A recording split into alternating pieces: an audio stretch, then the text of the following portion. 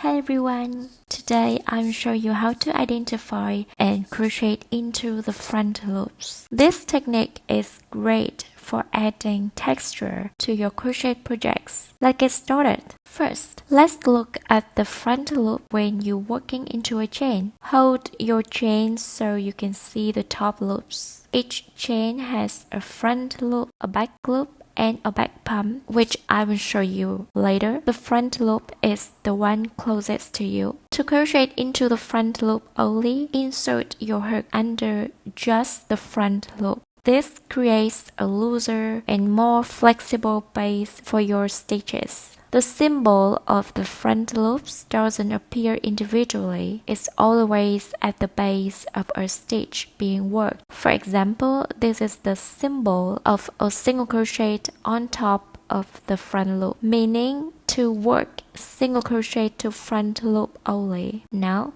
let's find the front loop in a work in progress. Each stitch on top has two loops, the front loop and the back loop. The front loop is always the one facing you. To work into the front loop only, insert your hook under just the front loop and complete your stitch as usual. This technique is often used to create ribbing or texture in crochet patterns.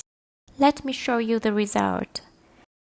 The side facing us seems to be normal, but on the other side, you can see the back loops remain on the surface. This is great for adding texture to your crochet projects. And that's it. Crocheting into the front loops is a simple but effective way to add dimension to your work. Give it a try and let me know in the comments what you're making. Don't forget to like and subscribe for more crochet tutorials. See you next time!